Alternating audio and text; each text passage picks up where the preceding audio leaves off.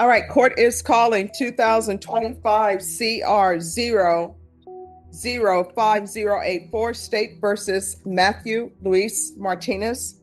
Can I have parties announced? Ashley Jones for the state. Tommy Ramirez representing Matthew Martinez, Your Honor, we're present and ready. All right, and are you Matthew Martinez? I'm going to need you to speak up so I can hear, okay? Your Honor. And the court reporter. Counsel, have you received all of the discovery in this case, and did you review it with your client? I did, Your Honor, in my office. Court will find that the state is in compliance with discovery. Mr. Martinez, did you review the application for deferred adjudication with your attorney? Yes, sir. Did you understand it? Yeah. And did you sign it? Yes, Your Honor. Did you review the true bill of indictment with your attorney? Yes. Did you understand it? Yes. Just one moment. Do y'all have the indictment on Martinez? I actually have an extra copy, Your Honor. All right, thank you.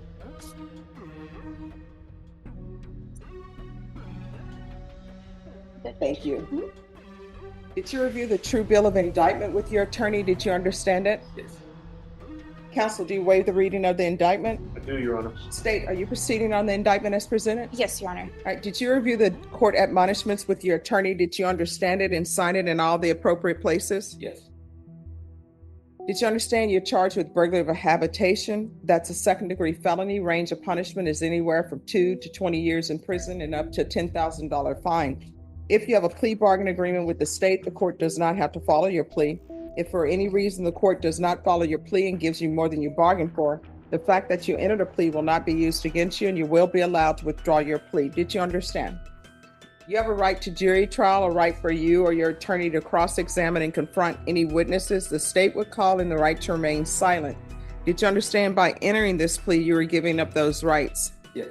And did you intend to give up those rights and enter into a plea in this case? Counsel, has your client been able, is he applying for deferred adjudication as well? He is, Your Honor. All right, did you understand that the court were to grant your application for deferred adjudication if for any reason your deferred adjudication were revoked, the court could find you guilty and sentence you up to 20 years in prison and up to a $10,000 fine? The phrase you just heard, deferred adjudication, is essentially legal limbo. The court hasn't declared you guilty yet, but one single mistake can bring the full sentence crashing down. It's a second chance balanced on a razor-thin safety net. Counsel, has your client been able to provide you with any defenses? Yes, Your Honor, we've been able to discuss it at length. Do you believe he has a rational as well as a factual understanding of the charges against him? I do believe he does. Do you believe he's currently competent and was legally sane at the time of the offense? Yes, Your Honor. Mr. Martinez, has anyone threatened you, coerced you, or placed you in fear to get you to enter this plea? No. Anyone promised you anything other than the plea? No. Are you satisfied with the way you've been represented? Yes. Are you a U.S. citizen? Yes. Court will find that defendant has knowingly and voluntarily waived his right to jury trial. Did you review the plea bargain page with your attorney? Did you understand it? Yes. According to the plea, punishment is to be assessed at 3 years in the prison. There's a $1,500 fine.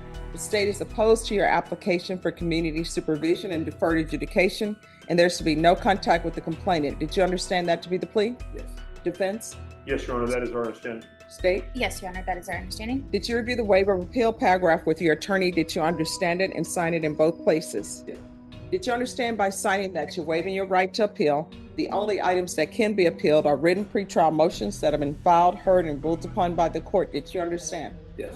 Counsel, have there been any such motions? Not to my knowledge, Your Honor, but I'm not the court-appointed lawyer who was here before me, but my understanding in reviewing the file, there are none. Thank you. And then, Mr. Martinez, to the offense, how do you plead? Guilty, not guilty, or no contest? Guilty. State, any evidence? The state would offer State's Exhibit 1 and all attachments. No objection.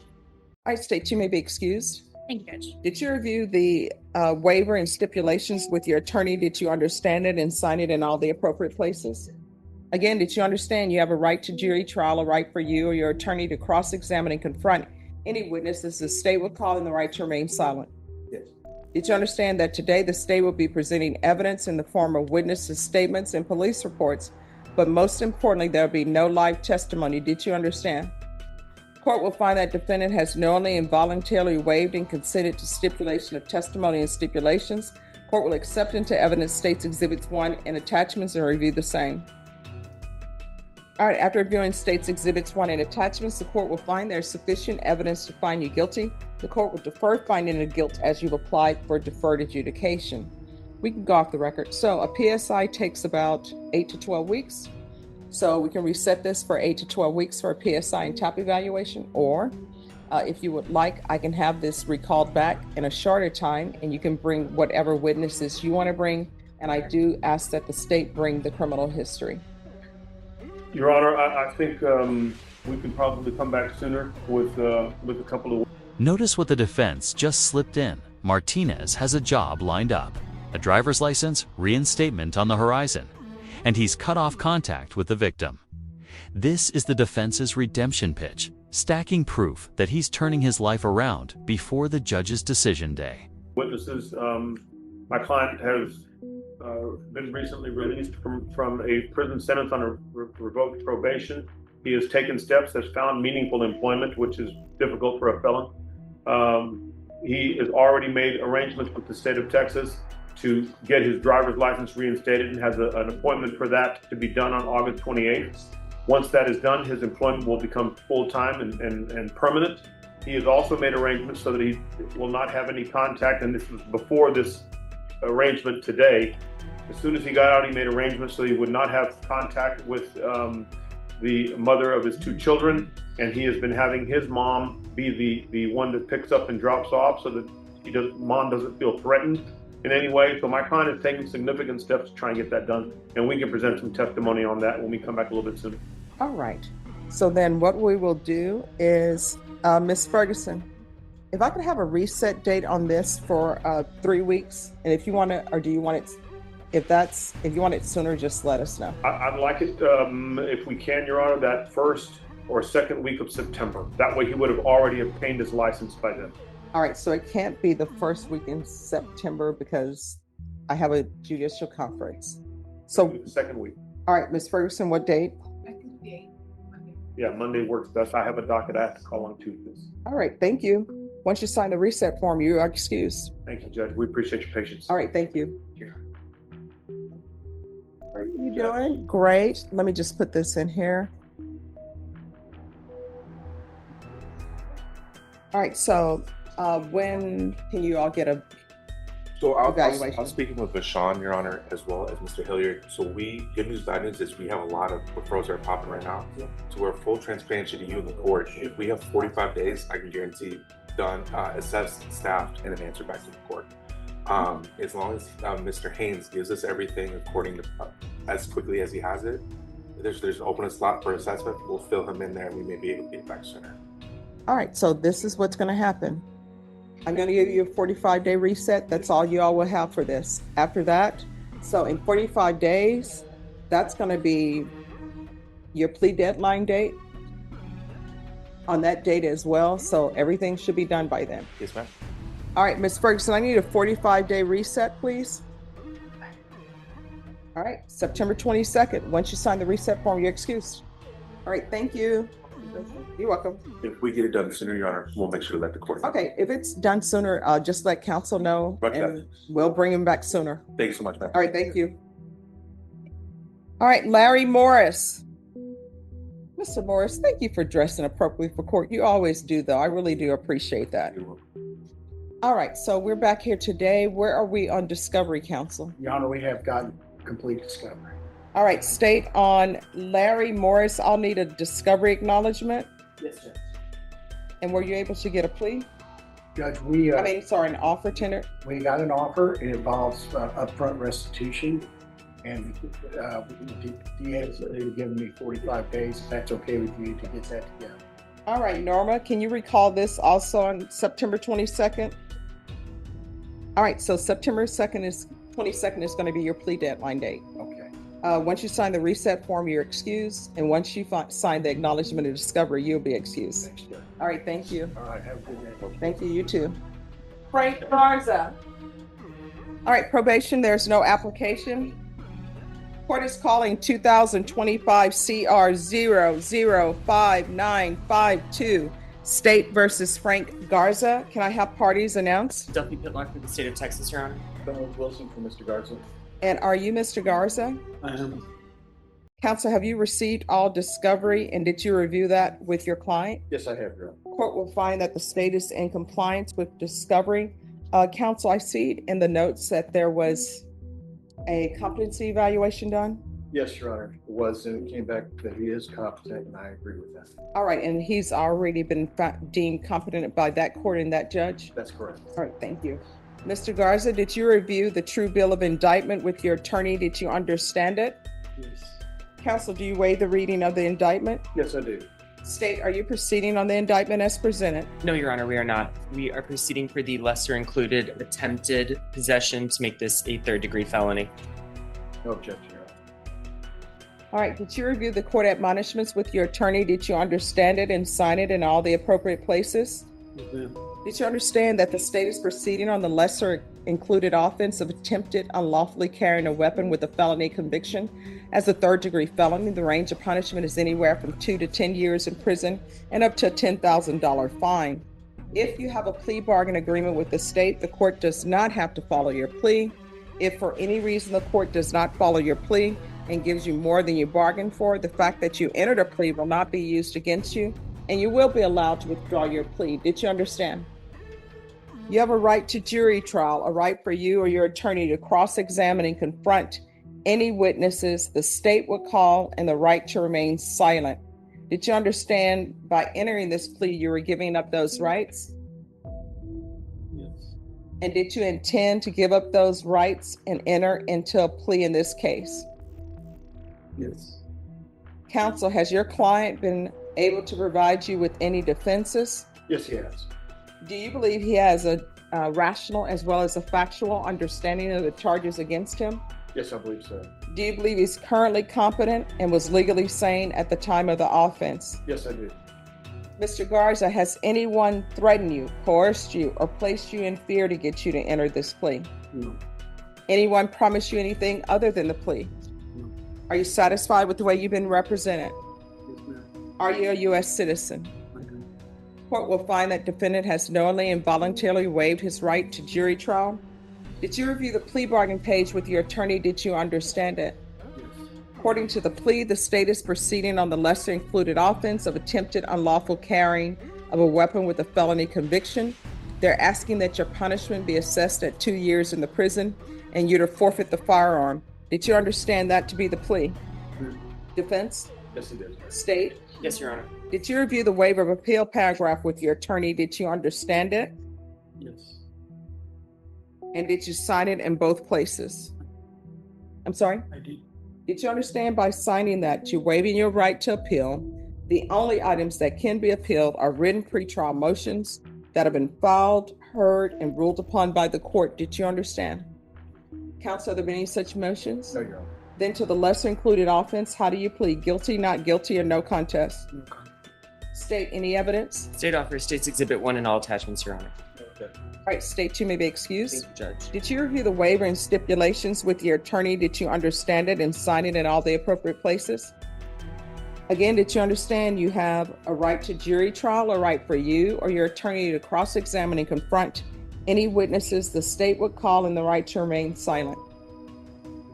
Did you understand that today the state will be presenting evidence in the form of witnesses' statements and police reports, but most importantly, there'll be no live testimony? Did you understand? Court will find that defendant has knowingly and voluntarily waived and consented to stipulation of testimony and stipulations. Court will accept into evidence State's Exhibits 1 and attachments and review the same. All right, after reviewing State's Exhibits 1 and attachments, the court will find there is sufficient evidence to find you guilty, and the court will find you guilty. Are you proceeding with sentencing? Yes, Judge. Anything you wish to say on behalf of your client? Yes, Judge, this case is kind of an unfortunate one. Mr. Garza is a resident of Haven for Hope. He suffers from some mental health issues that have been checked out, and he is, I believe, competent, and it's been confirmed, but he does have... Now enters a case that ties the courtroom in knots. Frank Garza, a convicted felon, found with a firearm. Legally, that's possession. Morally, he insists he discovered it and was dialing 911 to hand it over. This raises the age-old question: should the law judge intent or only the bare facts? Problems related to prior injuries that he's had. And this particular day, this weapon was found downtown under the bridge by some other boy, and Mr. Garza picked it up to try to turn it in. He was literally on the phone with 911 on UTSA property whenever he was spotted with a gun on property, and that's what led to this. We've looked at pursuing this to a trial and all that, but Mr. Garza has been locked up for more than 6 months, and he has elected to take this plea. He was in possession. He is a convicted felon, so it meets the technical allegations, but that was the reason that Mr. Garza has chosen to move forward with this case. So a gun was discovered, and he was calling the police to turn it in. He took it, it was during the church under the bridge. He Mhm. went to use a phone from one of them, which is on the UTSA property, and was, as I understand it, on the phone when the UTSA security saw him and came over.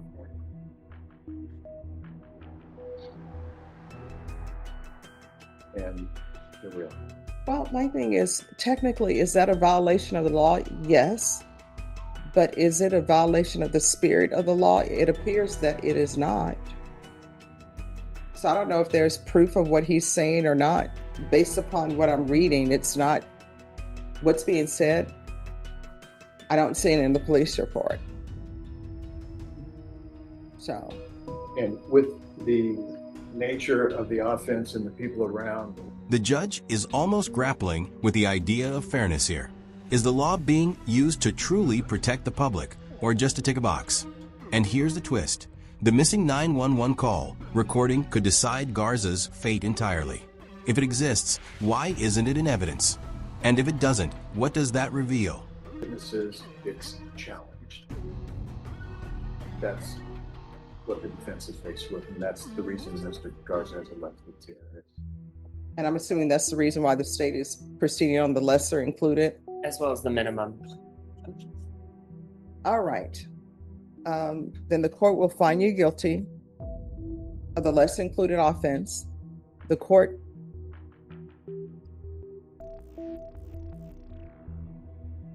All right, so here's my thing. We can go off the record. I understand why the state would proceed on the lesser included offense, and I may be overstepping my bounds here. But if what is being said is true, this just doesn't seem just to the court. I mean, if somebody finds a gun and they're picking it up and on the phone to call the police to say, hey, I found a gun, come and pick it up. Legally, is it possession? But this is not what this law is meant for. Am I wrong? And I understand, state, why you're reducing it, but do we have any proof of this? I'm telling you all, if there's proof of what he's saying, that he was on the phone, and it appears that there was the gun didn't have any, wasn't loaded or anything. Your Honor, you do speak to a good point. If there is proof, there has been requests for things that have been alluded in the police report, things that would have corroborated. Mm-hmm. The state has not been able to receive those things. There have been discussion with defense. Mm-hmm. The state understands if it came to a he said, we understand and believe the report. Things have been requested that we don't have. And who would have these things? We've requested specifically without, jumping around the 911. We do not have that. We cannot corroborate. So where's the 911? Does the 911 not exist? It's been requested and I haven't gotten word back.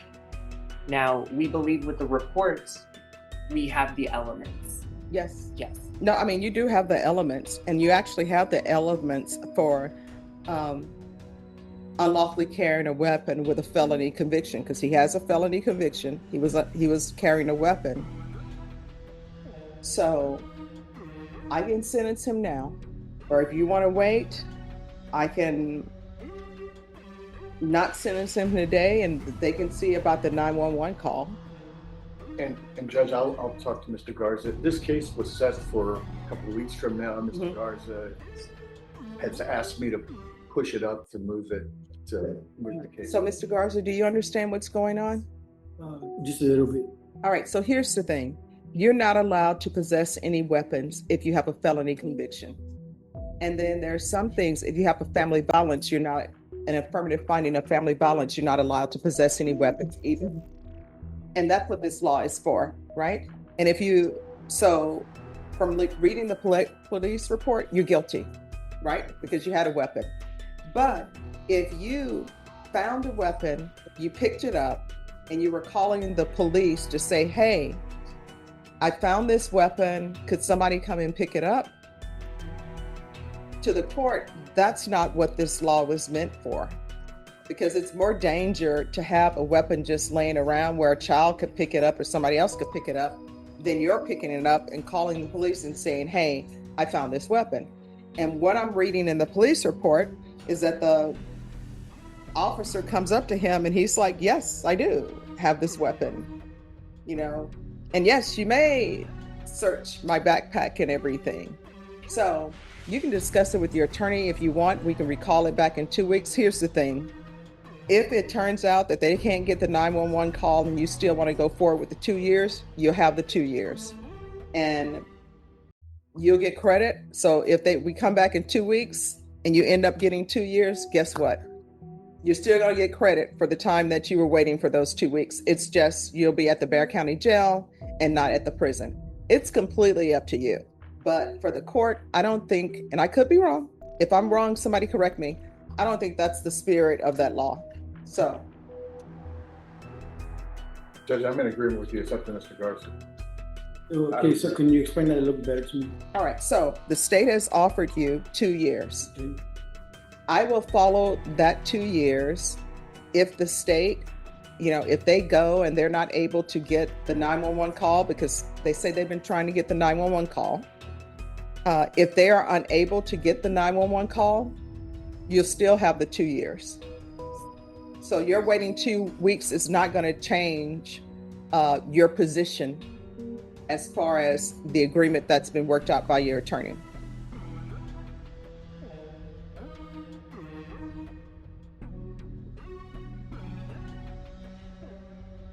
We'll be back in. Or whatever. I mean, if I have no choice, yeah, I mean. No, I mean, you have choices. These are your choices. I can sentence you to 2 years today, or we can see if the state can find if the state receives, I don't want to say fine, if the state receives the 911 call, then if the state receives the 911 call, they may decide to do something different than what they're doing now, which may be in your favor. But at the end of the day, worst case scenario, you're sentenced to 2 years.